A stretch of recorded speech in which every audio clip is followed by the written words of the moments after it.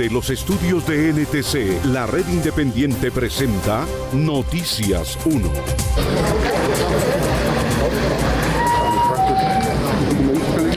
Aquí está. Esta es la imagen del día. El incendio causado por fuegos artificiales que ambientaban un concierto en Kokani, Macedonia del Norte, Europa Oriental, y que alcanzó el techo del escenario fabricado en material inflamable. La conflagración se extendió tan rápido que los 1.500 jóvenes que asistían a la fiesta entraron en pánico. 59 de ellos fallecieron en el sitio. Al menos 155 más lograron escapar de las llamas, pero con quemaduras y otras heridas. El dueño de la discoteca y 19 de sus empleados fueron detenidos por la policía. De esta historia hablaremos hoy. Esta noche en Noticias 1, Fenalco se alineó en campaña contra la reforma laboral con los senadores que pretenden hundirla este martes. Los vapeadores bajaron de precio después de la regulación. El Congreso intenta nuevas restricciones, aún sin lobby de las tabacaleras. Por fin, entra en su etapa final el juicio a los ejecutivos que, con Chiquita, financiaron la creación de las AUC de Castaño. Las víctimas creen que no podrá terminar antes de la prescripción. La libreta incautada al militar y narco alias Zeus fue destruida por órdenes de un general. Y en Top Secret, la vida secreta de los famosos, Uribe toma café en Pocillo de Uribestias, encuentro de chinos de verdad y de mentiras en la casa de Nariño, y el Superman de Villa del Rosario, al que la Fiscalía busca por destruir infraestructura pública en paro contra un peaje. Por la prensa libre y el derecho que todos ustedes tienen a la verdad, yo soy la red independiente. Presenta Noticias 1 con María Fernanda Navia y Gerson Caucha. Buenas noches, bienvenidos. Fenalco se alineó hoy en contra de la reforma laboral a través de un mensaje publicitario que exalta la imagen de los congresistas que proponen su hundimiento. Uno de ellos, o su homónimo, fue denunciado como socio de negocios por el jefe de las autodefensas gaitanistas, Otoniel Úsuga. El próximo martes, la Comisión Séptima debatirá la proposición de archivo que firmaron 8 senadores contra la reforma laboral, apoyados, según ellos, en estudios y sectores laborales del país. Voto no. Aunque estos han advertido que se sienten amenazados por asumir esa postura, también tienen el apoyo de sectores que quieren que se hunda la reforma y, de paso, la consulta popular propuesta por el gobierno Petro. El apoyo publicitario más reciente se dio en un medio masivo de comunicación y fue por cuenta de la Federación Nacional de Comerciantes. Estos son los valientes senadores que están salvando el empleo y el futuro de las empresas del país. En la publicación de Página Completa aparecen las senadoras Nadia Blel y Esperanza Andrade del Partido Conservador, Alirio Barrera y Honorio Enríquez del Centro Democrático, Berenice Bedoya de ASI, Ana Paola Gudelo del Mira, la senadora Lorena Ríos de Colombia Justa Libre y el único senador del Partido Liberal, Miguel Ángel Pinto, este último mencionado por el extraditado narco paramilitar Otoniel, quien advirtió ante la JEP en 2022 y se ratificó en 2024 que se reunió con jefes paramilitares y recibió apoyo de la organización criminal para sus fines políticos. Eso era según el trabajo político de esas regiones que se les ayudaba a los candidatos que están haciendo política, ya que si ganan la mayor parte es para trabajar con ellos en temas de contratación y cosas así. Aunque el senador Pinto advirtió públicamente que le pidió a la JEP que su mención se trataba de un homónimo, esa corte confrontó a Otoniel y este se ratificó el año pasado. ¿Estamos hablando del mismo senador de la República del Partido Liberal? Él, pero no mantenían el Casanare. Yo hablaba de que lo mantenía en el Casanare, Miguel Ángel Pinto Hernández. El senador Pinto insiste en que no se refiere a él, que no tenía contratos en esa época, sino a su homónimo, que sí los tenía. Mis apellidos son Pinto Hernández y los de la otra persona, la mencionada por Otoniel, que sí fue contratista en esa época, son Pinto Barón. Él asegura tener certificados de la Corte Suprema que respaldan su tesis del homónimo, pero se negó a compartirlos con Noticias 1. Esa fue la razón. También consultamos a Miguel Ángel Pinto Barón, el homónimo que menciona el senador liberal, quien admite tener contratos en Casanare para esa época y niega haber tenido relaciones con alias Otoniel. La consulta popular a la que ha convocado el presidente Petro será la primera de su género en el país. Tendrá retos políticos para que pueda arrancar y una rigurosa redacción del cuestionario para que no conduzca a equívocos. Hablamos con los expertos en el tema.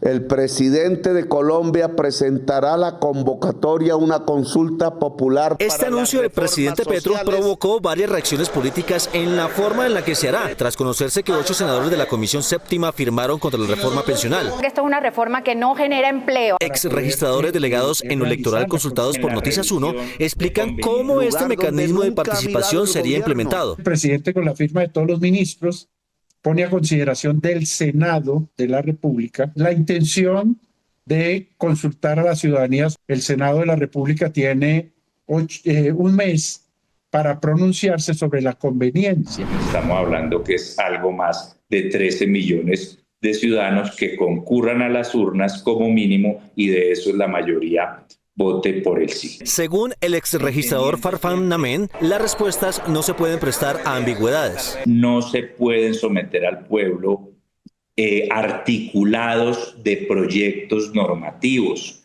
Tampoco a través de la consulta popular se puede reformar la Constitución. No se pueden aprobar ni derogar normas. Esta semana la senadora del Pacto Histórico Isabel Zuleta sugirió incluir la reelección, pero según el exregistrador Portela, esto no sería posible. En ese artículo 197, al suprimir la reelección, dice que la única manera de modificar esa condición es a través de un referendo de iniciativa popular o a través de una asamblea constituyente. Ambos expertos prevén que la mecánica movilizará el aparato electoral de forma histórica. El Senado puede guardar silencio o puede aceptar la petición y darle viabilidad. En estos dos últimos eventos, guardando silencio o aceptándola, la consulta continúa. Esta será una nueva organización de un nuevo proceso electoral independiente, de carácter nacional. Según el ministro de Trabajo, Antonio Sanguino, las preguntas de la consulta serán socializadas mañana en el Consejo de Ministros con el presidente Gustavo Petro.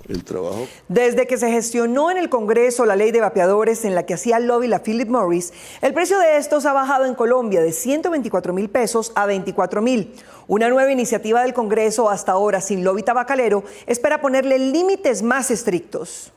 La apuesta en que se encuentran organizaciones de la sociedad civil y los congresistas que luchan contra las tabacaleras, que imponen los denominados vapeadores y cigarrillos electrónicos como sus productos estrellas para conseguir nuevos y potenciales adictos a futuro, es el control de precios. Una de las marcas más vendidas, que en 2019 valía 124.000 pesos, hoy se puede conseguir en el mercado en 24.000 pesos apenas. Entonces eso hay que contrarrestarlo. Para la industria es claro que el cigarrillo convencional ya es el patito feo, entonces generan un atractivo, y precisamente ese atractor es para los jóvenes, porque son sus futuros fumadores. En el Congreso le apuntan a nuevos proyectos de ley que se logren tramitar con la orientación de alejar esta clase de productos para los niños y jóvenes mediante un mayor precio. Sí, los vapeadores hoy en Colombia no pagan estos impuestos que denominamos impuestos saludables, los deberían pagar. Las edades de inicio en el consumo de tabaco a través del cigarrillo electrónico generan alarma. El 11% de la población escolar entre 12 y 18 años consume hoy cigarrillo electrónico. Sabíamos que la promoción de la industria era muy agresiva y sobre todo la caída tan rápida de los precios. Si se presentan estos productos con sabores que parecen chicles o parecen dulces, con colores que parecen de juguetes, pues es un marketing que sabemos que va muy específicamente direccionado a una población muy joven. La menta, uno de los sabores que la industria más promueve, cuando usted inhala menta, entonces al tener ese frescor usted inhala más profundamente, ¿ya? Esa menta es hecha con pulegona, que es un carcinógeno. Los estudios además indican que si se usa una sustancia como la nicotina, que está presente en los vapeadores, cuando la persona tiene menos de 16 años, la sustancia puede fijarse de una manera más profunda y se desarrolla la adicción más rápido. 28 años después de que se conocieran públicamente las relaciones entre Chiquita Brands y los paramilitares de Urabá, y 6 después de que la Fiscalía colombiana los llamara a juicio, esta semana arrancaron los alegatos de conclusión contra los ejecutivos bananeros que financiaron la banda de las AUC, que incendió el país en los años 90. Hace 28 años inició la financiación a las autodefensas de la Casa Castaño por parte de los bananeros del Urabá. La Fiscalía los acusó en 2019 por el delito de concierto para delinquir y el miércoles, 6 años después, pidió al Juzgado Sexto Penal Especializado de Antioquia que los condene. Decidieron voluntaria y concertadamente realizar los referidos aportes económicos a los grupos paramilitares desde el año 1997. La fiscal resaltó que no es cierto que los empresarios hayan financiado la SAUCE presionados por amenazas paramilitares. Un cuento chino. Como aseguraron en su defensa. Habiendo establecido como monto del aporte un descuento de 3 centavos de dólar por caja exportada, pago que se hacía efectivo por cada comercializadora de banano. Se destacó que tampoco es cierto que los empresarios desconocieran la situación de orden público de la región, a dónde iba el dinero o que Raúl Hasbun no era solo un ganadero. En la zona había masacres permanentes de trabajadores realizadas por paramilitares y por la guerrilla, ataques a los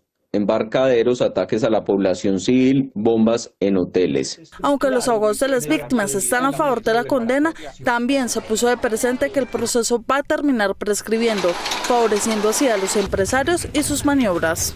El despacho, invocando la carga laboral y causas penales con personas privadas de la libertad, programó una sesión del juicio oral de manera semanal entre las 8:30 de la mañana y 12 del mediodía. Decisión que aunada a la permisividad con la recepción de los testimonios redundantes y reiterativos, contribuyó a que este estadio procesal se prolongara en el tiempo. Los empresarios por su parte han reconocido que sí se reunieron en Montecassino con los paramilitares y que hicieron los pagos a las convivir. El próximo 26 de marzo, los empresarios presentarán sus alegatos de defensa. El gobierno prometió escriturar 3 millones de hectáreas de tierra a los campesinos que no la tuvieran, pero la ministra de Agricultura asegura que lo que se podrá lograr serán 1,5 millones y que no toda la ofrecida por Fedegan era cultivable o comprable.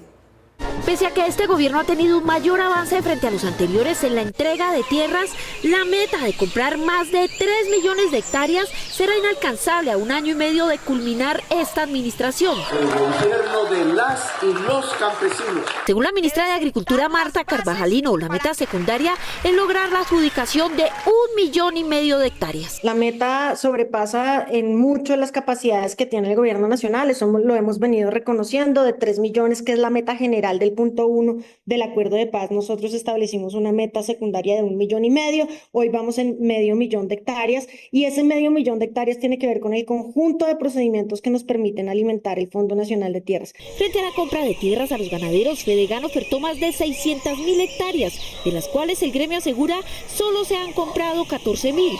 La razón, según el gobierno, es que muchos predios no cumplían con los requerimientos. Uno encuentra que, primero, los suelos no tienen la vocación necesaria, o segundo, los suelos no tienen la formalidad registral o no tienen la formalidad catastral. Nosotros no compramos todo lo que se oferta. Nosotros compramos las tierras que tienen capacidad productiva. Sin embargo, este reciente informe de la Contraloría advierte sobre adquisiciones de predios en diversas regiones inadecuados para cultivos y ganadería.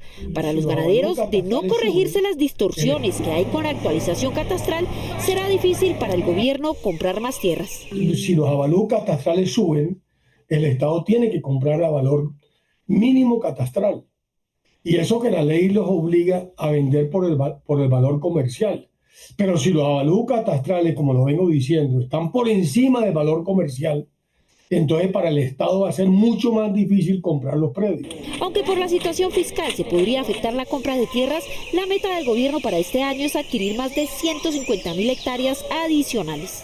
La retórica presidencial de Gustavo Petro ha evolucionado durante su mandato. De llamar disidencias a las bandas posguerrilleras en estos días, ha girado a llamarles obreros de los clanes mexicanos, lo cual coincide con los expedientes judiciales contra sus jefes en Colombia y en el exterior. Allá en el Plateado. El presidente Gustavo Petro ha mencionado la relación de grupos derivados de las extintas FARC en el Cauca con carteles narcotraficantes de México. El Plateado se lo devolvemos a Colombia. Desde hacía años había sido tomada por una fuerza que obedece a los clanes mafiosos de México. Luego del asesinato en Balboa, Cauca, de ingenieros militares que llevaban un puente hacia el Plateado, ataque atribuido al grupo criminal Carlos Patiño, Petro volvió a mencionar la relación de los agresores con los mexicanos. El ejército privado de los carteles mexicanos en el cañón del Micay ha respondido con la mayor de las brutalidades en Balboa. La destrucción de la columna narcotraficante Carlos Patiño es hoy una orden. El cartel que se relaciona más con la estructura Carlos Patiño, con la Jaime Martínez, es el cartel de Sinaloa. En relación con la estructura Jaime Martínez, que también está en Cauca, su jefe Iván Hidrobo Arredondo alias Marlon es buscado por la DEA por conspiración para fabricar y distribuir cocaína en California. Son traquetos de civil, se mueven en motos, se camuflan en la población. Estos son los organigramas de los 9 grupos disidentes al servicio de alias Mordisco que permanecen en Nariño, Cauca y el sur del departamento del Valle del Cauca, algunos relacionados con carteles mexicanos. Para un cartel mexicano es muy peligroso venir y posicionarse en Colombia, porque serían objeto de las operaciones constantes, por lo cual se han incrementado las acciones del grupo Carlos Patiño.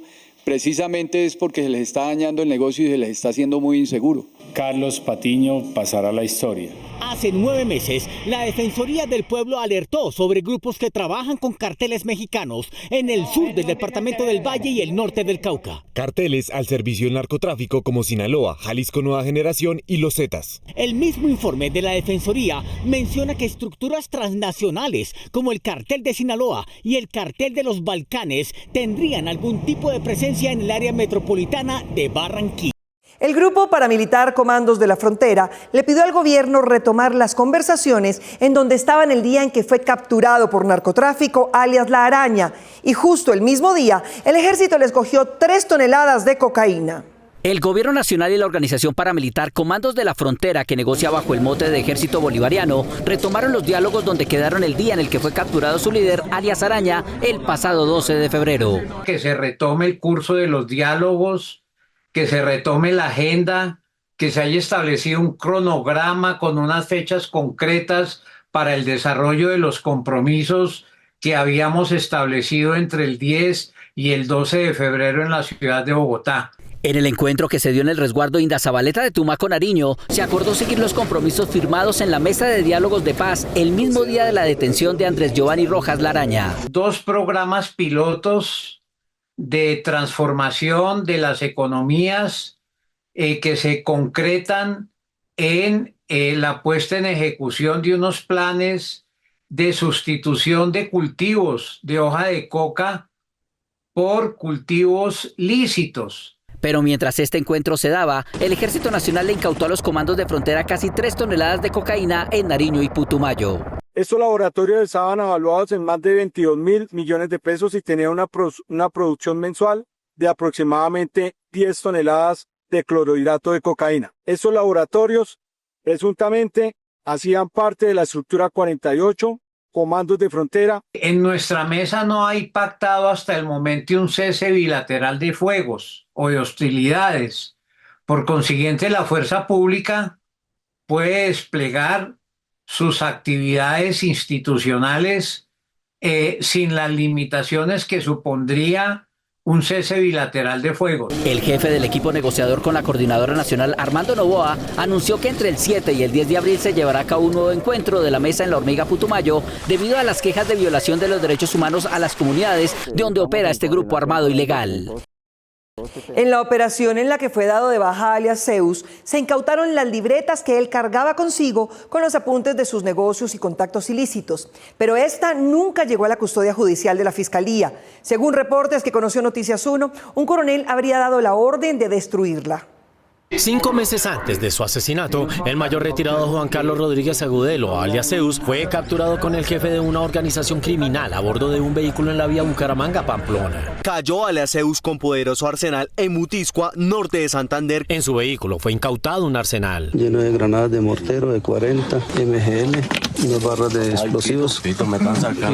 Tiene un radio de comunicaciones que se comunicaba con el otro vehículo que iban adelante. Y de la misma incautación hicieron parte 2 libretas de papel que alias Zeus cargaba, una de color negro y esta otra de color naranja, que contendrían información valiosa para la investigación. Alias Zeus fue dejado en custodia de una estación de policía sin ninguna advertencia sobre su peligrosidad e importancia investigativa. Nosotros nos vinimos a enterar que habían dejado a alguien ahí, pero a nadie le dijeron, es una persona alta peligrosa. Incluso lo dejaron en un pasillo grande donde hay más de 100 capturados y luego lo pasaron a una celda donde habían 50, que fue donde se fugó finalmente. 12 días después, según conclusiones judiciales, escapó con la ayuda de algunos policías, pero la fiscalía no encontró entre lo incautado las libretas de apuntes del criminal. En esta página titulada como Doctor Joaquín, aunque las libretas no aparecieron en el expediente de la captura, otro noticiero de televisión exhibió sus páginas días después. El entonces comandante de la policía, William Salamanca, ordenó una investigación interna para determinar el paradero de las agendas. Los agentes involucrados en la captura y custodia de Zeus debieron pasar al polígrafo, no solo para responder por la desaparición de las libretas, sino también por la filtración de su contenido. Reconocidos criminales. Noticias 1 conoció por fuentes de Dipol que el teniente coronel Jaime Alexander Carrillo Bernal, jefe de inteligencia de la región 5 de policía, le habría dado la orden a un subintendente para destruir 2 agendas. Aunque el director de la policía, el general Carlos Fernando Triana, y el entonces director de inteligencia, el coronel Juan Carlos Trujillo, fueron informados sobre estos hechos, la Policía Nacional informó que en la actualidad no adelanta ninguna investigación al respecto. Hace 7 años se conoció que 2 fiscales habrían acomodado sus informes en casos de contrabando y narcotráfico por órdenes de la vicefiscal Marta Mancera. Pero su investigación ha pasado por las manos de 6 fiscales, el último de los cuales fue removido esta semana en plena audiencia preparatoria, lo que significa otra demora y la prescripción de varios cargos. El juzgamiento de los fiscales Iván Aguirre y Ana Victoria Nieto, conocidos por su relación con la ex vicefiscal Marta Mancera y con el remoquete de narcofiscales, debía iniciar el año pasado. Solo pudo comenzar en enero pasado, pero en medio de las audiencias preparatorias, esta semana la Fiscalía le comunicó al despacho que le había quitado el caso a la fiscal 12 delegada ante el Tribunal de Bogotá. No entiendo cómo bajo el argumento de una necesidad del servicio desplazan a la doctora Leonora Avellana y sencillamente el proceso entra nuevamente en el congelador. La defensa está preocupada porque todo estaba dado para que el juicio iniciara en 2018, pero la Fiscalía tardó 6 años en formular la acusación y ahora el expediente ha estado a cargo de 6 fiscales diferentes y vienen nuevas demoras justificadas. De un proceso que arrancó en el 2018, estamos en el 2025 y apenas estamos terminando la audiencia preparatoria. Fiscal que llegue muy seguramente va a pedir aplazamiento de las próximas 6 fechas. La tardanza del expediente en el búnker ya produjo beneficios para los narcofiscales procesados. Un soborno en la actuación procesal ya está prescrito. Y la prescripción no solo se está dando en este caso, sino también en el del sargento Jorge Eliezer Lozano, uno de los contactos del testigo del caso, David Rengifo, alias La R. Una fiscal encargada iba a hacer una solicitud de prescripción de una de las conductas que se le imputaron. Las víctimas solicitan que se mantenga la fiscal delegada en el caso y así evitar que prescriban el constreñimiento, cohecho y prevaricato de los que señalan a Nieto y Aguirre por presuntamente favorecer a la mafia en Cali y el Valle entre 2015 y 2021, cumpliendo órdenes de la entonces vicefiscal Marta Mancera, su amiga cercana. El alcalde de Pensilvania, Caldas, fue imputado por contratar con sus primos en su primera alcaldía hace 6 años. Pero ahora, reelecto, un concejal asegura que está contratando con los mismos. La Fiscalía General de la Nación imputó cargos contra el alcalde de Pensilvania, Caldas, Jesús Iván Ospina, por presuntas irregularidades en la contratación de servicios durante su primer periodo frente al municipio. Según el ente acusador, el mandatario habría firmado 8 contratos por un valor cercano a los 630 millones de pesos con empresas de sus primos Jorge Enrique y Laura Rosa Zuluaga Ospina. En octubre de 2023, en plena campaña para su segundo periodo, el alcalde aceptó esta conducta en un medio local. Estaban diciendo que unos primos que tienen una ferretería en Pensilvania, un supermercado, que ellos me habían dado un apartamento en Manizales donde yo vivía, que porque yo les había dado contratos multimillonarios. Y ellos sí tuvieron contratos con el municipio porque se presentaron las invitaciones públicas que se tenían. Aunque esta imputación se refiere a hechos del pasado, en la actualidad se estarían replicando prácticas similares. Es una triangulación para disfrazar esa contratación. Este contrato del 23 de enero entre empresas públicas de Pensilvania se firmó con la Ferretería Popular Pensilvania de su prima Laura Rosa Zuluaga. En esa época lo hicieron directamente. El municipio de Pensilvania, Ferretería Popular. Ahora lo hacen a través de EMPEN. El alcalde es directivo de las empresas públicas de Pensilvania, EMPEN. Están sucediendo cosas muy parecidas a lo del primer periodo del señor alcalde.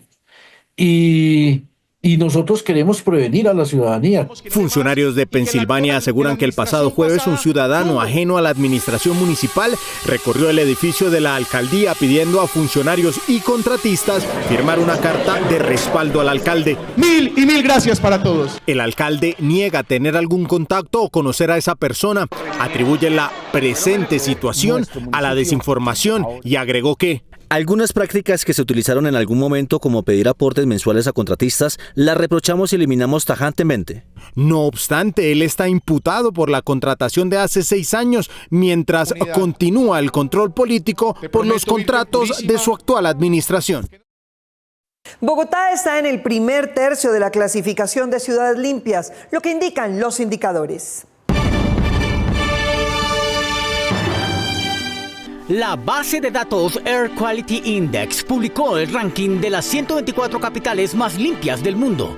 Como la más limpia, coronó a Auckland, en Nueva Zelanda. El cuarto puesto se lo dio a Kabul, Afganistán, el 36 a Nueva York, el 46 a Bogotá, Colombia y el 124 a Chiang Mai, Tailandia. Esto indica que nos midieron justo el día que pasó el barrendero. Esto es lo que indican los indicadores. Los bancos no envían mensajes pidiendo claves. Cuando recibe un mensaje sospechoso, bórrelo y entre por el canal seguro a su cuenta para ver si hay cambios y es necesario cambiar de claves.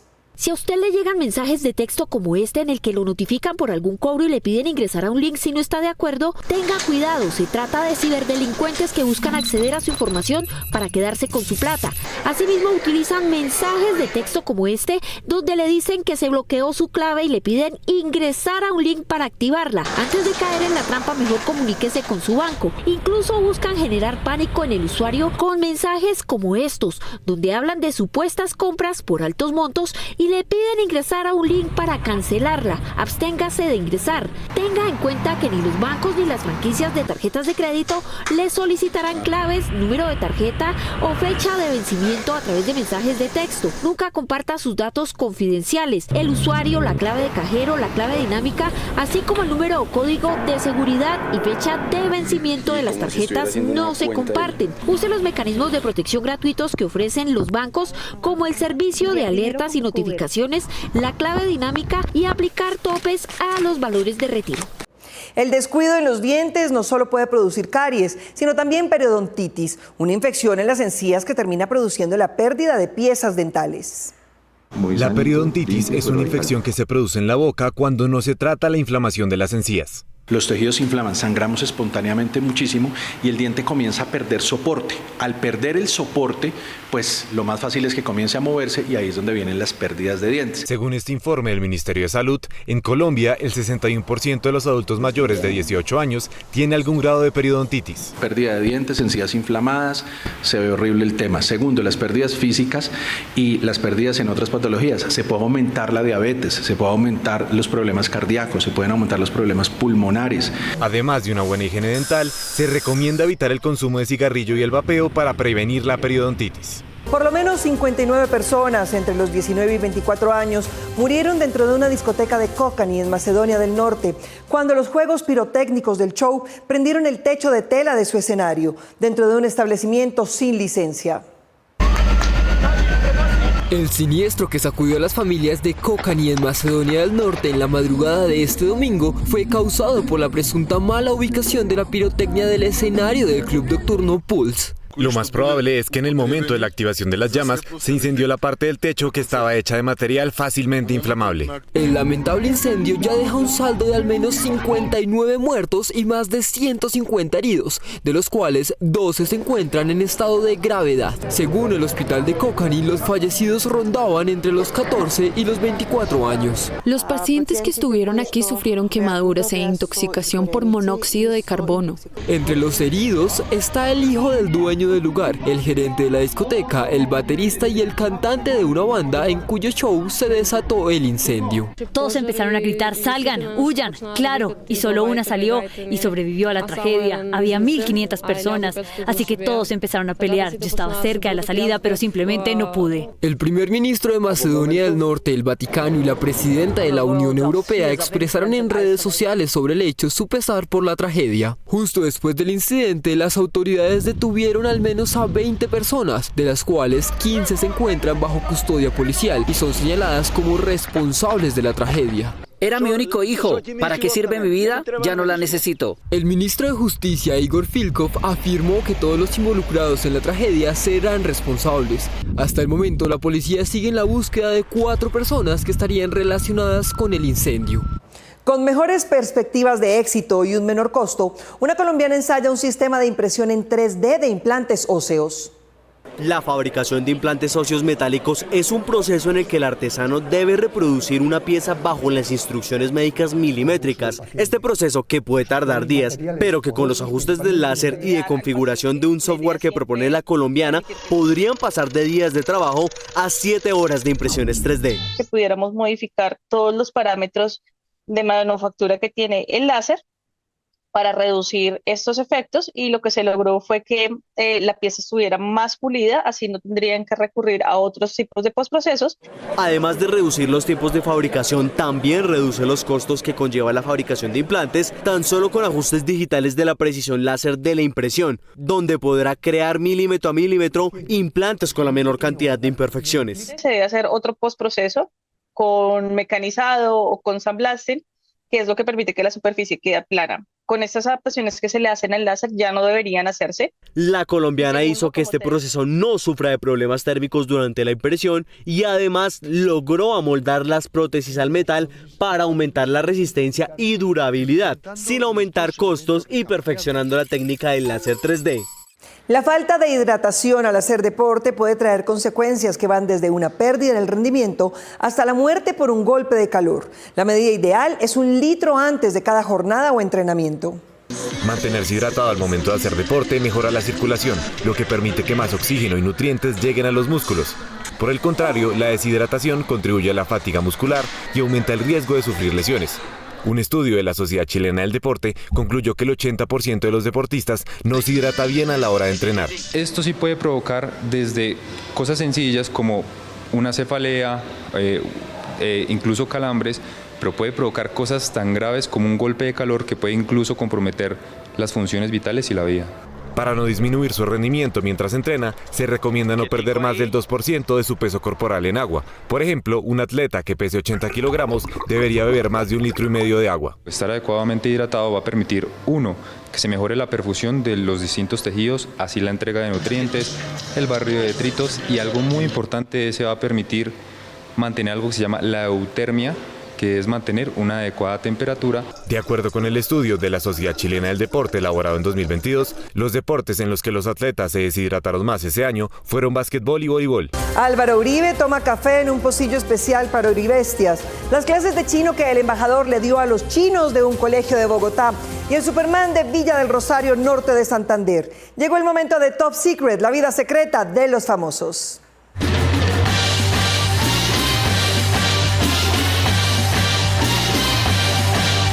Cada gesto del expresidente Álvaro Uribe en su juicio por fraude procesal ha merecido miles o cientos de miles de comentarios de las 14 transmisiones en vivo y en las demás redes sociales. El señor procesado. Muy buenos días, señora juez. Álvaro Uribe Vélez presente. El expresidente y procesado ha demostrado que es consciente de ello y como influencer natural ha puesto sus aportes intencionales. La semana pasada hubo una guerra verbal entre mamertos y uribestias en torno al pocillo de Hello Kitty en el que tomaba el café de por la mañana y el miércoles el mismo trinó. En este juicio disipo el alma tomando café en un pocillo de uribestias. A pesar de que el grupo mamerto armó aquelarre alrededor de esta confesión, el pocillo de uribestia es una especie de chiste interno del uribismo, obra del uribista Argirio Castaño, que intenta darle la vuelta al significado de la palabra bestia. Y el jueves, durante el testimonio incriminatorio de alias Caliche, el expresidente resolvió secar con su mano el sudor de su cuello y nuevamente armó la guerra de palabras entre mamertos y uribestias. Este jueves, cuando un grupo de chinos de un colegio distrital terminaba su visita a la Casa de Nariño, se encontraron con un chino de verdad, Xu Jinxian, el embajador chino que llegaba a una reunión con la primera dama. Los chinos del colegio no podían creer que estaban frente a un verdadero chino de la China, y mucho menos que el embajador los saludara. Pero el chino Xinjiang aprovechó para enseñarles una gota de chino mandarín. Ni hao Zhongguo, ni hao Zhongguo. Ni hao Zhongguo. Significa hola China.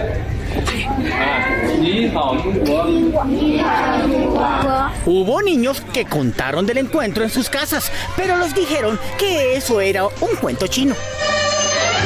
Los vecinos de Villa del Rosario de Cúcuta se levantaron nuevamente contra el peaje que luego de que postguerrilleros del ELN lo dinamitaran, fue reinstalado esta semana.